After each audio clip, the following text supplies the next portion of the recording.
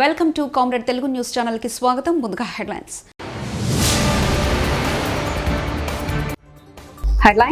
అమర్నాథ్ యాత్రికులకు alert, advance registration ప్రారంభం.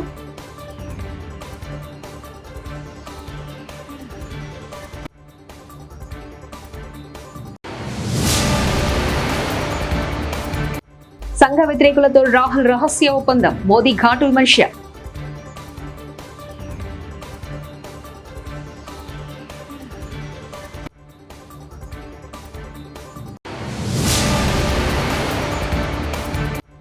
MLC కవితకు బిగ్ షాక్, మళ్లీ కస్టడీ పొడిగింపు.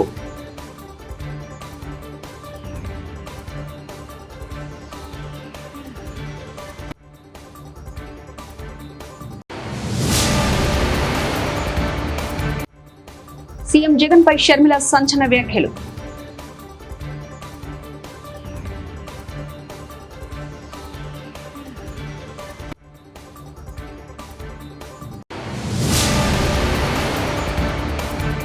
చంద్రబాబు వ్యాఖ్యలు అభ్యంతరకరంగా ఉన్నాయి, మంత్రి బొత్స.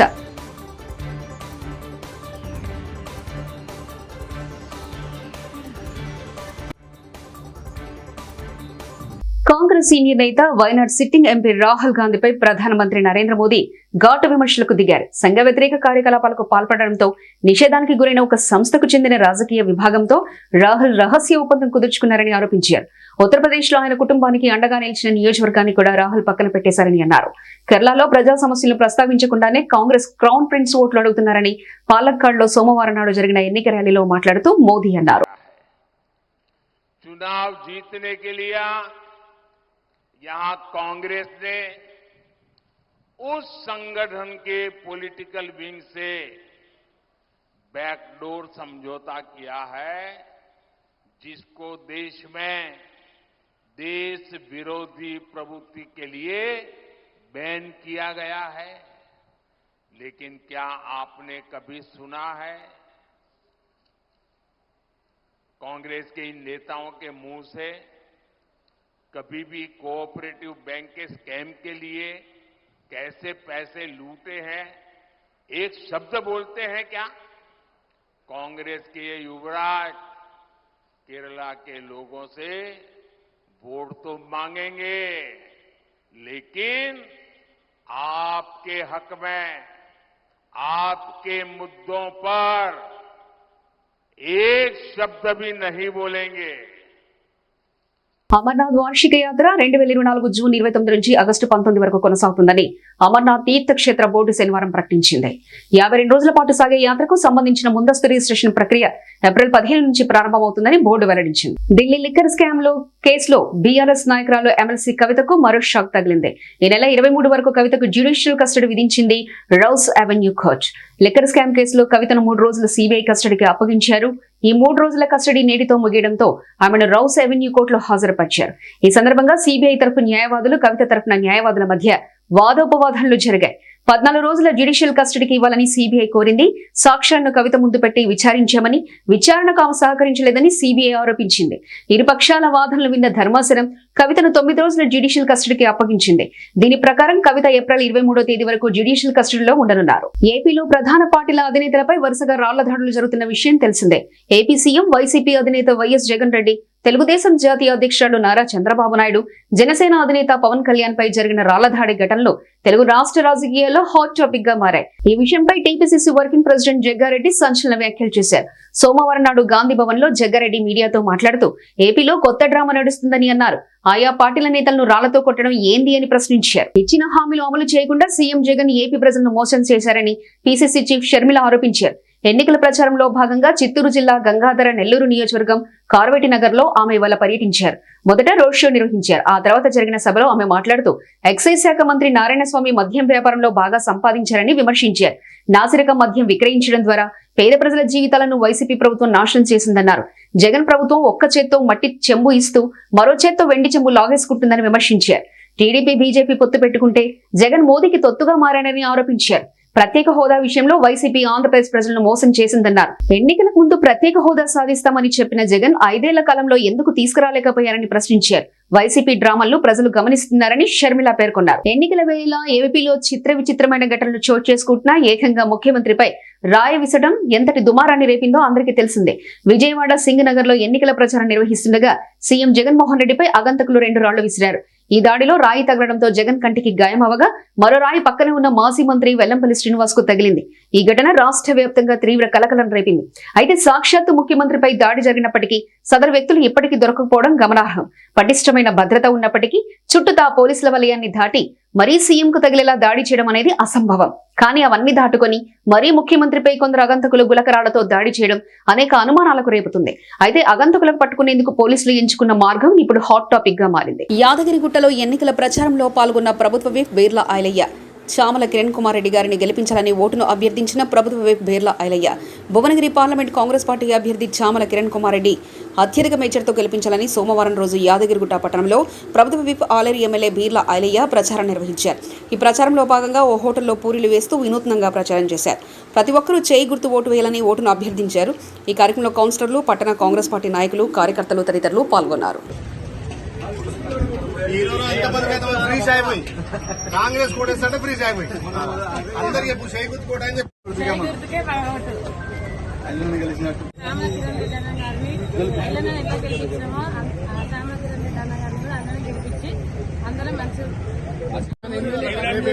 ఓట్లు పెట్టుకుంటాం.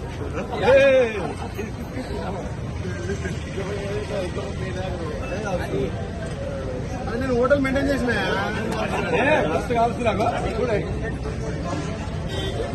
అలా తెలియదు. అల్ల పూరి అవుతుంది. ఎమ్మెల్యే గెలిపించినట్టు ఎంపీ గారిని కూడా మెజార్టీ గెలిపించారు.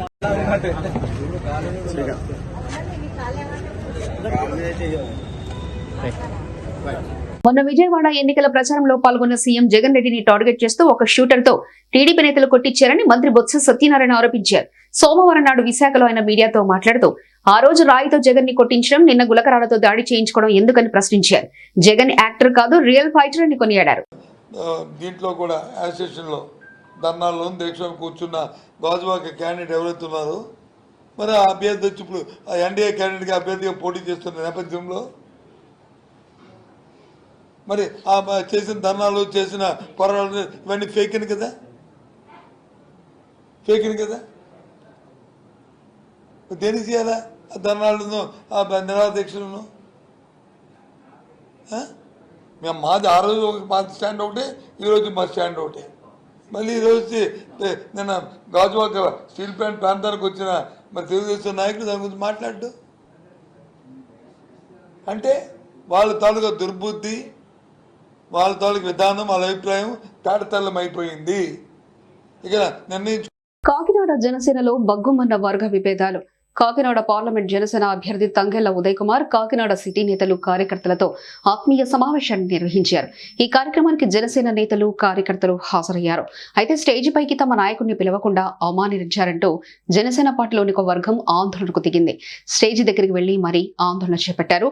ఒక వర్గంపై మరో వర్గం నేతలు విమర్శలు చేసుకున్నారు. ఏప్రిల్ 13న తనపై జరిగిన దాడి తర్వాత సీఎం జగన్ తన యాత్రను ప్రారంభిస్తుండగా కృష్ణా జిల్లా గన్నవరంలో ఆయనకు మద్దతుగా పెద్ద ఎత్తున జనం వచ్చారు. ఈ నిండిపోయిన రోడ్లను చూసేనే తెలుస్తుంది ప్రజలకు ఆయనపై ఉన్న ప్రేమంతో.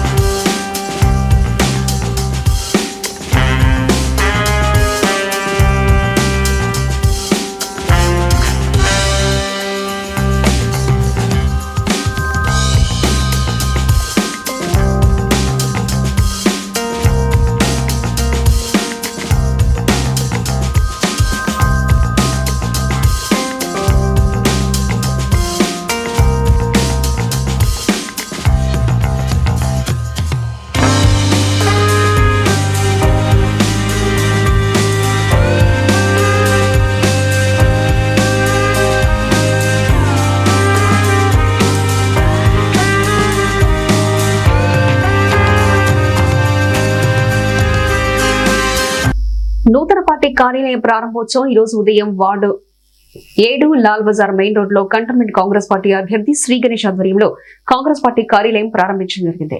ఈ కార్యక్రమానికి ముఖ్య అతిథిగా మల్కాజ్గిరి పార్లమెంట్ ఇన్ఛార్జ్ మైనంపల్లి హనుమంతరావు మరియు మెదక్ పార్లమెంట్ అభ్యర్థి నీలం మధు హాజరయ్యారు. ఈ కార్యక్రమంలో కాంగ్రెస్ పార్టీలోని వివిధ హోదాలలో ఉన్న నాయకులు మరియు కార్యకర్తలు పాల్గొన్నారు.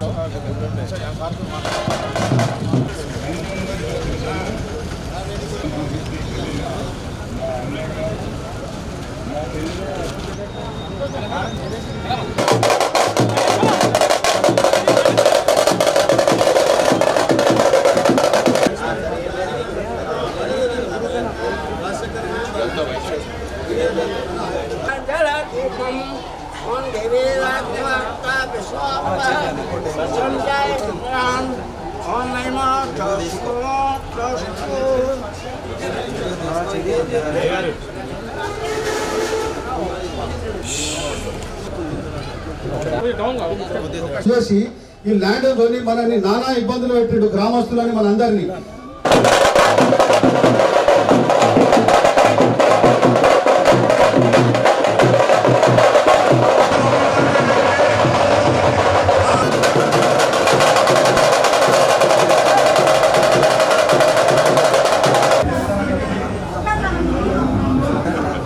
కాంగ్రెస్ పార్టీ అమలు చేస్తున్న పథకాలను ఆకర్షితులై కంటోన్మెంట్ కాంగ్రెస్ పార్టీ అభ్యర్థి శ్రీ గణేష్ గారి సమక్షంలో భారీగా చేరికలు. కంటోన్మెంట్ నియోజకవర్గ పరిధిలోని వార్డు 7 లాల్ బజార్కి చెందిన వారు కాంగ్రెస్ పార్టీ పథకాలకు ఆకర్షితులై పెద్ద ఎత్తున కాంగ్రెస్ పార్టీ కంటోన్మెంట్ ఎమ్మెల్యే అభ్యర్థి శ్రీ గణేష్ గారి సమక్షంలో కాంగ్రెస్ పార్టీలో చేరారు. వీరికి పార్టీ కండువా కప్పి పార్టీలోకి ఆహ్వానించారు శ్రీ గణేష్. చేరిన వారిలో మురళీ ముద్రాస్, భక్తవచలం, మధు, నాగేష్ గౌడ్, రాజేందర్ సింగ్, సాయి యాదవ్, శివ, భరత్, ఆనంద్ జైన్ తదితరులు పాల్గొన్నారు.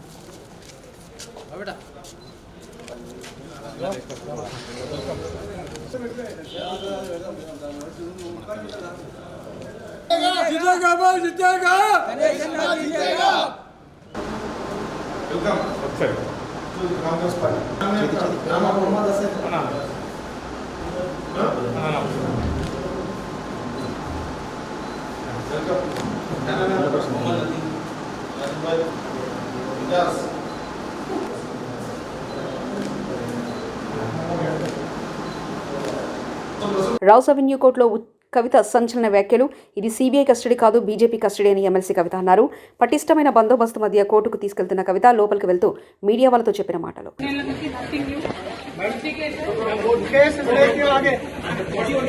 హనుమకొండ జిల్లా పరకాల పట్టణంలో వరంగల్ ఎంపీ అభ్యర్థి ఆరూరి రమేష్ కమలం పువ్వు గుర్తుకు ఓటు వేసి గెలిపించాలని పట్టణంలో ప్రచారం చేసిన పరకాల కంటెస్టెంట్ ఎమ్మెల్యే అభ్యర్థి పగడాల కాళీ ప్రసాదరావు ప్రచారం చేస్తూ పట్టణంలో తిరిగి అనంతరం భారతీయ జనతా పార్టీ కార్యాలయంలో ప్రింట్ అండ్ ఎలక్ట్రానిక్ మీడియా ద్వారా పత్రికా సమావేశం నిర్వహించారు. హాజరైన బూత్ ఇన్ఛార్జ్ అధ్యక్షులకు మరియు బీజేపీ నాయకులకు, అలాగే ఈ సమావేశం వచ్చిన ప్రింట్ ఎలక్ట్రానిక్ మిత్రులందరికీ చేతులెత్తి నమస్కరిస్తున్నాను. ఈరోజు Bharatiya Janata party central committee ఇచ్చిన ఆరు రమేష్ గారు గెలవబోతున్నారు. మీకు తెలుసు, మా అభ్యర్థి ఆరు రమేష్ గారు కాంగ్రెస్ అభ్యర్థి కడియం కావ్య నజీర్ గారు బీజేపీ ఉన్నారు. మేము అందరం ఉన్నాం. మేము జాతీయవాదానికి, మోడీకి కంకణబద్ధులమై ఈరోజు భారతీయ జనతా పార్టీ విజయానికి మేము కంకణబద్ధులమై ఉన్నాం. చూస్తున్నారు కాంగ్రెస్ గవర్నమెంట్ను. ప్రజలు అనుకుంటున్నారు ఇది అయింది సార్, ఏదో అయింది, అప్పుడు పోపు. హెడ్లైన్స్. అమర్నాథ్ యాత్రికులకు అలర్ట్, అడ్వాన్స్ రిజిస్ట్రేషన్ ప్రారంభం.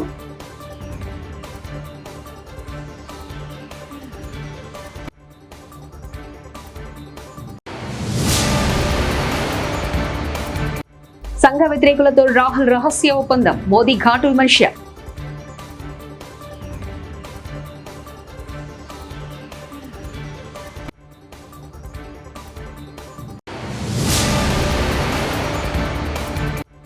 ఎమ్మెల్సీ కవితకు బిగ్ షాక్, మళ్లీ కస్టడీ పొడిగింపు.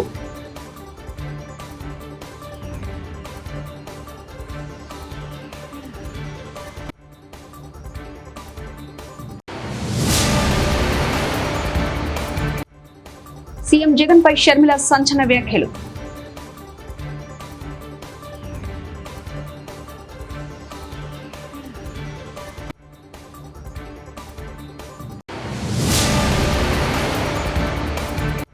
చంద్రబాబు వ్యాఖ్యలు అభ్యంతరకరంగా ఉన్నాయి. మంత్రి బొత్స.